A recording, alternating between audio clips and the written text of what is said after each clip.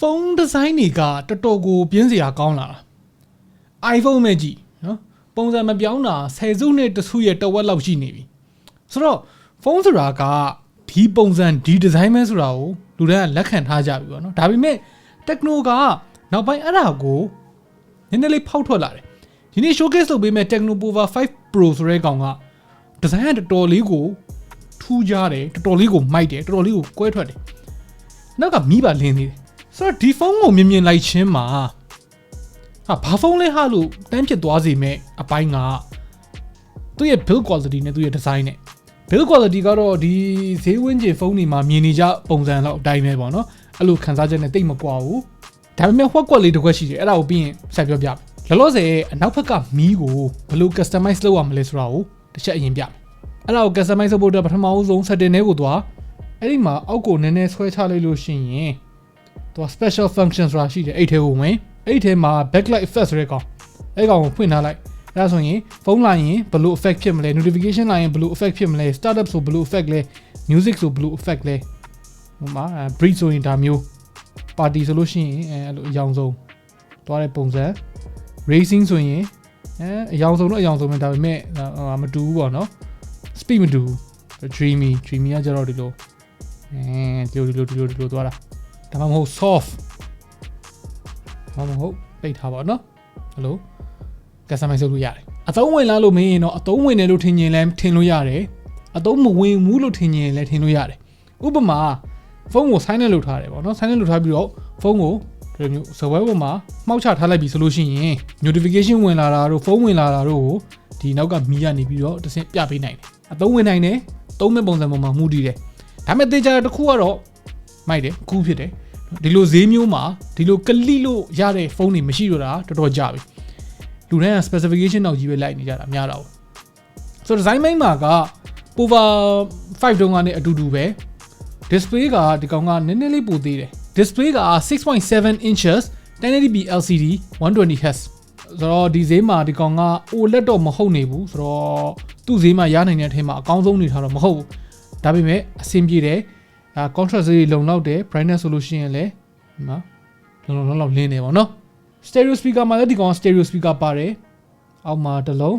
အပေါ်မှာတစ်လုံးဆိုတော့ mid range phone တွေမှာ stereo speaker မပါလို့ငိုရတဲ့ခက်ညီးရတဲ့ခက်ကုန်သွားပြီလို့ပြောလို့ရတယ်ပေါ့နော်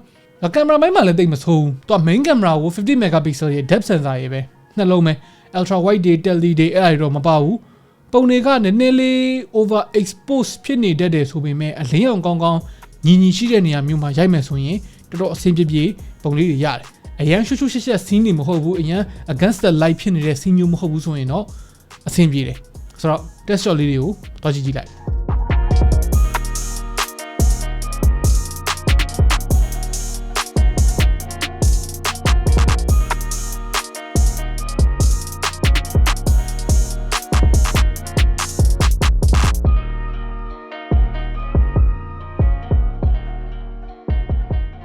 Okay battery Tecno က battery နဲ့မှာကျန်းတယ်ပေါ့နော် battery အကြီးတွေ battery ရမ်းခံတဲ့ဖုန်းကြီးတွေထုတ်လို့ရှိတယ်အဲဒီကောင်က Pova 5တုန်းကလိုမျိုး 6000 mAh တော့မဟုတ်တော့ဘူး 5000 mAh ဖြစ်သွားတယ်ဒါပေမဲ့အားသွင်းတဲ့နှုန်းကဒီကောင်က68 watt ဖြစ်သွားတယ်ဆိုတော့တော်တော်မြန်သွားတယ်15မိနစ်သွင်းရင်ဖုန်းအားတစ်ဝက်ပြည့်ပဲဗျာဆိုတော့ SoC အကြောင်းဆက်ပြောမယ် SoC မှာကဒီကောင် Dimensity 6080ဆိုတဲ့ကောင်ကိုသုံးထားတာဒီကောင်က6 nanometer SoCပြောရရင် G99 ကိုနည်းနည်းလေး upgrade လုပ်ထားတာနည်းနည်းလေး refresh လုပ်ပြီးတော့နာမည်လေးပြောင်းထားတာပေါ့နော်သူ့ဈေးမှာတော့သူ့ထက်ပိုကောင်းတဲ့ SoC လေးပိုင်းပိုကောင်းမှာပေါ့ပုံမှန်သုံးလို့ကတော့ဘာမှမဖြစ်ဘူးဒါပေမဲ့ Tecno မျိုး price to performance ဦးစားပေး brand အနေနဲ့ကကြတော့ဒီ680ဆိုတာနည်းနည်းနှိမ့်တယ်ဒါပေမဲ့တခြားဖုန်းတွေနဲ့မတူဘဲနဲ့နည်းနည်းကွဲထွက်နေတယ်နောက်တစ်ပေါက်ရှိတယ်အဲ့ဒါဖုန်းတော်တော်များများ fan မပါတဲ့အတွက် game ဆော့လို့နည်းနည်းကြာလာပြီဆိုရင် performance ကတိတိတတ်တာကျသွားပြီးတော့ထင်းငေါ်လာတာမျိုးရှိတယ်ဒါပေမဲ့ဒီဖုန်းကကြတော့တခြားဈေးနှုန်းတူဖုန်းတွေနဲ့ရှင်လိုက်မယ်ဆိုရင် performance ငြိမ်တယ်လို့ပြောလို့ရတယ်အဓိကက vapor chamber ပါလို့ vapor chamber ဆိုတာကဒီလိုဈေးဝန်းကျင်မျိုးဖုန်းတွေမှာပါလိမ့်မရှိဘူး vapor chamber ပါလာလို့ performance ပိုကောင်းသွားလား benchmark ကပိုကောင်းသွားလားအဲ့လိုမင်းတော့ပိုတော့မကောင်းဘူးဒါပေမဲ့ cooling ပိုင်းမှာအများကြီးထောက်ကူပြုတယ် game ကြဆော့ရင်သူများဖုန်းတွေလောက်မပူတော့ဘူးသူများဖုန်းတွေလောက်မပူတော့တဲ့အတွက်သူများဖုန်းတွေလောက်မထစ်တော့ဘူးနည်းနည်းperformance ကိုကြာကြာလေးထိန်းထားနိုင်တယ်ပေါ့ဗျာအဲ့လိုအကြမ်းမြင်သတ်မှတ်လို့ရတယ် So conclusion အနေနဲ့ကသူများနဲ့ခွဲထွက်နေတဲ့ design နဲ့ဖုန်းတစ်လုံးကိုလိုချင်တာဆိုရင်ဒီကောင်လေးကိုတစ်ချက်ကြည့်သင့်တယ်ဒါပေမဲ့ performance ကိုဦးစားပေးမယ်ဆိုရင်တခြားရွေးချယ်စရာတွေရှိတယ်ဥပမာအဖြစ် Tecnopova 5လို့ကောင်မျိုး non pro ကို